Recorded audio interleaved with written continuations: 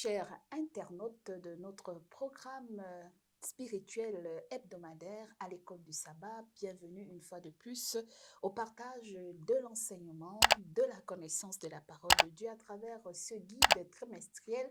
Nous sommes dans le 4e guide trimestriel de l'école du sabbat au niveau mondial et c'est le 4e trimestre de 2024 que nous sommes en train de dépouiller ensemble. Et cette semaine, ensemble, nous étudions la leçon 6 de notre guide moniteur dont le thème est Autre témoignage sur Jésus. Et pour en parler, nous avons, comme à la coutume, nos deux bien-aimés frères Janvier, bonjour. Bonjour madame.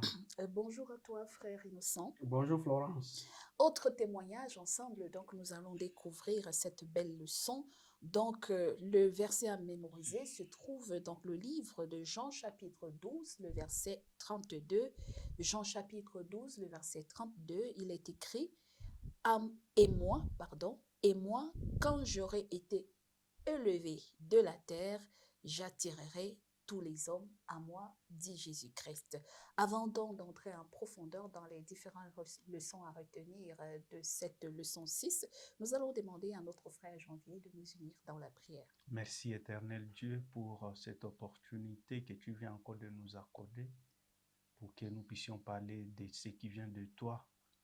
Accorde-nous, oh Dieu, cette faveur et utilise-nous seulement comme des outils pour que tu transmettes ta parole à tout le monde. Au nom de Jésus, Amen. Amen. Fidèles internautes et téléspectateurs de la chaîne PPT TV, bienvenue une fois de plus à l'étude de l'école du sabbat. À l'école du sabbat, leçon 6 de ce trimestre 4e trimestre 2024, nous étudions autres témoignages. Souvenons-vous que nous avons étudié des témoignages nombreux précédents. Jusqu'à la semaine dernière, à la leçon 5, nous avons abordé le témoignage des Samaritains, où nous avons appris beaucoup de leçons, surtout celle de Jésus qui brise les barrières culturelles, les barrières sociales, les barrières d'identité de genre, homme, femme, et même entre les riches et les pauvres. Jésus nous a appris à transcender ces barrières qui bloquent nos relations avec les autres. Aujourd'hui, autre témoignage sur Jésus. Frère Innocent, la première question, souvenons-nous qu'à la leçon 2, nous avons appris une partie du témoignage de Jean-Baptiste. Et dans cette leçon 6, on nous revient encore sur le témoignage de Jean-Baptiste. Quand il présente Jésus comme l'agneau de Dieu, comment a-t-il compris de prime abord que Jésus était véritablement l'agneau de Dieu? Bon, merci beaucoup. Merci beaucoup pour revenir sur cette leçon. Comme vous avez dit, nous avons déjà à parler de beaucoup d'autres témoignages que vous avez présentés en prélude, mais aujourd'hui, nous voulons voir d'autres témoins. Nous allons voir aussi Dieu le Père, comment est-ce qu'il a témoigné son Fils. Mais quand nous revenons sur Jean-Baptiste, nous allons voir, lorsque nous lisons dans Jean, à partir du 3e chapitre, 25 et 36e verset, nous voyons où Jean-Baptiste, qui lui aussi ne connaissait pas Jésus, qu'il était le Messie, mais quand même le Père l'avait averti, avait donné des signes, que c'est lui que vous verrez, le Saint-Esprit, vous entendrez la voix. Et le jour où Jean-Baptiste a baptisé Jésus, le Saint-Esprit s'est manifesté à la forme d'une colombe. Il a entendu la voix. Il a dit, les signes qui m'avaient été communiqués, qui m'avaient été révélés, les voici. Et donc, celui-ci est le Messie. Voilà comment est-ce qu'il a reconnu que Christ était le Messie, parce qu'il avait une révélation des signes. Il avait la révélation des signes, merci beaucoup, mais c'est quand même un peu, je veux dire, c'est un peu questionnable, puisqu'on sait qu'ils sont issus de la même famille pratiquement, puisque Élisabeth est la tante ou cousine de sa mère Marie, donc ça veut dire qu'ils devaient se connaître, mais le fait qu'ils n'aient pas grandi ensemble a fait quand même que ça a créé une espèce je sais pas, une distance qui fait que Jean avait besoin d'un signe D'un signe, oui. pour comprendre que celui qui va venir, comme l'Esprit le lui avait dit, c'est lui le Fils, c'est lui l'agneau de Dieu, frère Janvier. Oui, exactement comme le frère Innocent l'a bien lancé. C'est-à-dire, Jean attendait d'abord l'accomplissement de ces signes qu'on lui avait dit auparavant. Lorsqu'il était en train de prêcher dans le désert, il a fallu que, pour qu'il confirme que réellement c'est celui-ci, que l'on parlait, il a fallu que je puisse voir ce qu'on m'avait dit. Et une fois, ça ne se présente pas, donc celui-ci n'est pas le Messie. Pour dire que même si les gens étaient en train de refuser que ce n'est pas celui-ci Christ, mais celui qui avait reçu le message avant, lui-même l'a confirmé que voici il est qui, c'est celui-ci le Messie. Et surtout que la ville dans laquelle Jésus va naître, la ville de Nazareth, Oui. n'était pas une ville de destination pour le Exact. futur Voilà, Messie. voilà. On savait que le Messie viendrait de Bethléem. Donc on se disait que certainement il faut qu'il naisse à Bethléem et qu'il grandisse à Bethléem. Mais malheureusement, il va grandir à Nazareth. Et c'est ça qui crée la confusion Voilà, dans l'esprit voilà. de beaucoup de Juifs, où on va l'appeler Jésus de De Nazareth. Nazareth. Et bon, mais maintenant, Jean va quand même au-delà de ce témoignage dont il rend que c'est le Fils de Dieu, c'est l'agneau de Dieu. Il y a une leçon d'humilité quand même qui ressort lorsque les disciples de Jean-Baptiste viennent lui poser la question que mais les gens sont en train, la foule est en train de suivre Jésus. Et maintenant, on ne comprend plus. C'est comme si tu perds, toi, ta réputation et ta renommée. Alors, quelle est la réponse que Jean-Baptiste va donner à ses disciples, frère Innocent? Bon, merci beaucoup. D'abord, la réponse de Jean-Baptiste, ça se trouve dans Jean chapitre 3, 30e verset. Et nous pouvons le lire. Il faut qu'il croisse et que je diminue. Oui, mais quand on monte là un peu au-dessus, nous allons trouver qu'il va le réitérer. Que je n'ai jamais dit que c'est moi qui serai le Christ. Voilà. Maintenant, il les a orientés, il les a donné une bonne orientation. Mais vous voyez quand même cette humilité de quelqu'un qui est divinement averti, qui comprend. Mais aussi à côté de comprendre, qui doit amener les autres dans son humilité. Vous voyez les gens, c'est quand même une autre leçon. Les gens qui étaient en train de prêcher Christ, mais quand Christ arrive, ils sont en train de les jalouser. Ils ont la jalousie envers Jésus. C'est quand même quelque chose qui m'a tiqué. Les gens étaient en train de prêcher l'évangile, préparer le chemin de Jésus, mais quand Jésus arrive, ils commencent aussi à avoir de la jalousie qu'il est en train de baptiser beaucoup. C'est une interpellation aussi pour nous, d'une manière ou d'une autre, qu'on peut penser qu'on est dans la vie du Seigneur au moment où on est hors plaque. Voilà. Donc, revenons comme l'humilité de Jean-Baptiste, qui a dit qu'il faut que celui-là croisse et que moi je diminue.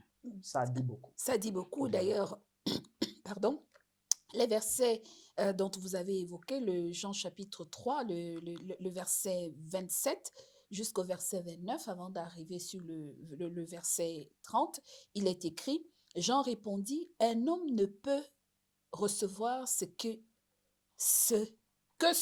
lui a été donné du ciel. Vous-même m'êtes témoin que j'ai dit, je ne suis pas le Christ, mais j'ai été envoyé devant lui. Oui. Celui à qui appartient l'épouse, c'est l'époux. Mais l'ami de l'époux qui se tient là et qui l'entend éprouve une grande joie à cause de la voix de l'époux. Aussi cette joie qui est la mienne est parfaite. Il faut qu'il croisse et que je diminue. Celui qui vient d'en haut est au-dessus de tous. Et Jésus vient d'en haut. Alors, leçon d'humilité, apprendre à reconnaître la valeur des autres, oui. Même quand nous avons été un très bon dirigeant et qu'il arrive que nous soyons remplacés, nous ne devons pas jalouser les autres, hein, Janvier? Oui, qui nous remplacent, qui prennent notre popularité. Exactement, je voulais aussi que nous puissions revenir un peu sur Jean chapitre 1, le verset 21 jusqu'au 23e. Nous allons voir aussi comment les pharisiens sont venus et poser la question à Jean-Baptiste. Et je vais lire, il dit, et ils lui demandèrent, quoi donc, es-tu Élie? Il dit, je ne le suis point. Es-tu le prophète? Il répondit, non. Ils lui dirent alors, qui es-tu? En fait que nous donnions une réponse à ceux qui nous ont envoyés. Que dis-tu de toi-même? Voilà, alors la réponse des gens vient au 23e verset. Oui. Pour manifester déjà cette humilité-là à l'égard de celui qui viendra. Il dit, moi, dit-il, je suis la voix de celui qui crie dans les déserts. Aplanissez le chemin du Seigneur, comme a dit Ésaïe. Pour dire quoi? Il y a Jean-Baptiste connaissait d'abord sa mission. Et sa mission n'était pas d'aller sauver le monde. Il connaissait ça. Et quand alors on viendra dire, est-ce que c'est toi Christ? Il va d'abord se comparer par rapport à sa mission et à la mission de ce Christ-là. Il va dire, moi je ne suis pas Christ. Par rapport à ma mission, je dis que je ne suis pas Christ. Pour dire quoi? Nous, chrétiens d'aujourd'hui, nous devons savoir d'abord quelle est notre mission. Et aussi, quelle est la mission de ce Jésus-là? Pour que nous puissions pratiquer cette humilité en vue que Christ soit élevé, que nous comprenions d'abord notre mission et que nous puissions le faire pour que le Christ soit élevé. Merci. Et justement, frère Innocent, il y a le problème d'orgueil qui a été soulevé dans la rue. Comment aujourd'hui, les gens qui se placent être comme des envoyés de Dieu, des prophètes, des apôtres, des ministres, mais qui au final, notre orgueil humain prend le dessus même sur la personne de Jésus. Comment guérir de cet orgueil? Ça, c'est une question très capitale. Oui. Et vous voyez que lorsque je prêche bien, je guéris les gens, je fais des miracles, et puis c'est moi qu'on voit. Et les grandes affiches, c'est ma photo. Jésus est mis de côté. Oui, des fois, nous faisons des choses au lieu que Jésus puisse être glorifié. C'est nous qui sommes glorifiés. Et ça, c'est un piège de Satan dans tout ce que nous faisons.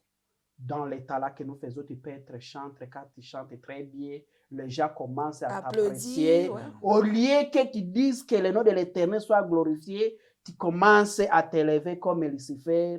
Et dans certaines occasions, tu dis, aujourd'hui, je ne vais pas chanter pour voir comment, si je ne suis pas là, comment est-ce que la chorale va diaiser.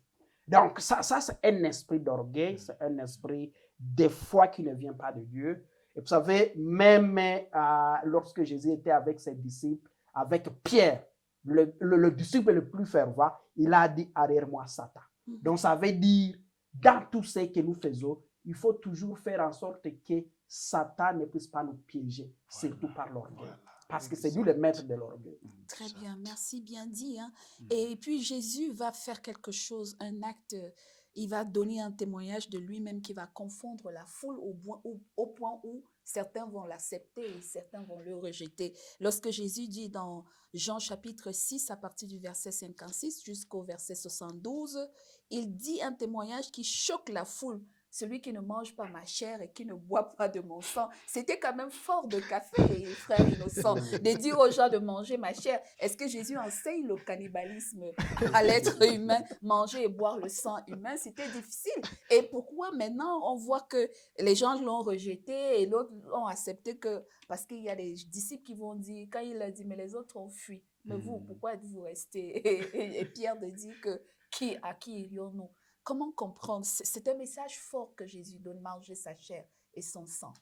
Bien, il y a un problème aussi de compréhension de la parole de Dieu. Voilà. Parce que si les gens se sont soulevés quelque part et arrivaient même à dire, bon, comment celui-ci peut nous dire de manger son corps? C'était seulement une façon de ne pas comprendre la vérité que Jésus était en train de donner. Et même aujourd'hui, il y a des gens, quand vous donnez une vérité, les gens ne veulent pas comprendre cette vérité parce qu'ils ont une vérité qui n'est pas celle qu'il fallait suivre. Et ils cherchent toujours à vouloir bloquer cette vérité-là. Et donc, on voit la compréhension biaisée, ou l'interprétation biaisée des messages. Un peu comme Jésus a dit à la femme samaritaine, donne-moi l'eau. Et Voilà, à Nicodème, il faut naître de nouveau. Nous comprenons au sens du premier degré, alors qu'il y a un message plus loin. Et frère Innocent, Oui. comment comprendre ces Ça, paroles de Jésus? ça c'est très important. Mais vous voyez quand même que des fois, on peut même revenir sur les versets à mémoriser, où on dit « Et moi, quand j'aurai été élevé de la terre, j'attirerai tous les hommes à moi. » Tous.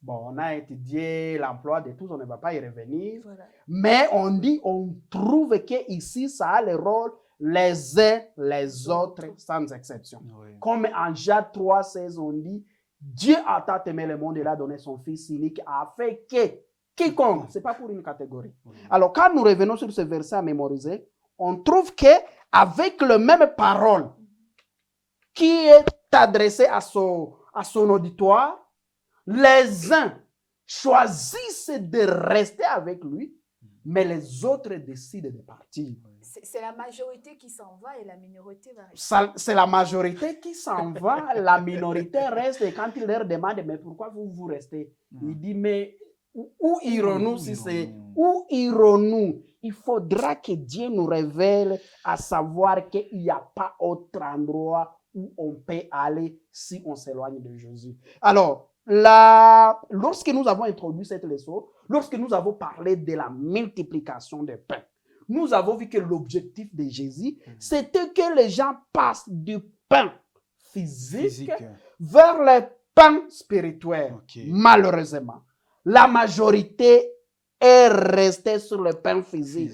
Lorsqu'il a voulu basculer pour que les gens passent du pain physique vers le pain spirituel, ça a bloqué. C'est comme ça que la majorité, au lieu de passer vers l'aspect pain spirituel, qui est Jésus, la parole de vie, ils ont choisi la chair de s'en humaine. aller. Ils ont vu la chair humaine et le sang.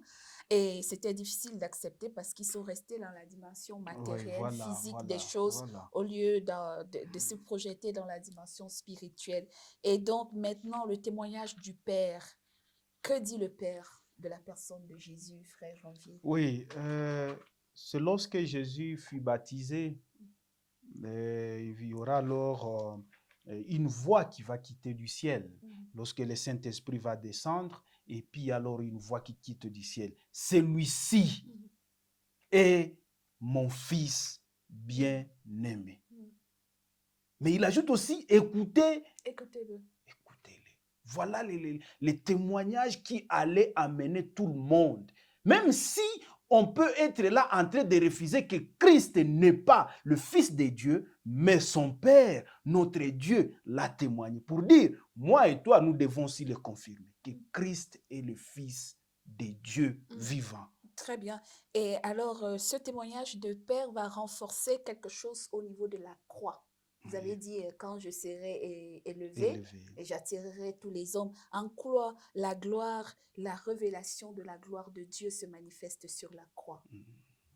Bon, alors, quand nous voyons la croix, quelque part, on a dit que c'est la croix, c'est scandale pour les Juifs et folie pour les païens.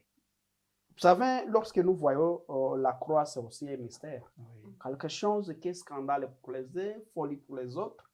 Mais c'est aussi un endroit, je crois que nous l'avons vu aussi dans des leçons précédentes, quelque chose qui était humiliant, mais par contre, qui a fait à ce que le Fils puisse être glorifié. Donc, c'est quelque chose quand même qui devait aussi nous faire réfléchir, mais c'est au travers de cette croix que moi et toi avons été sauvés.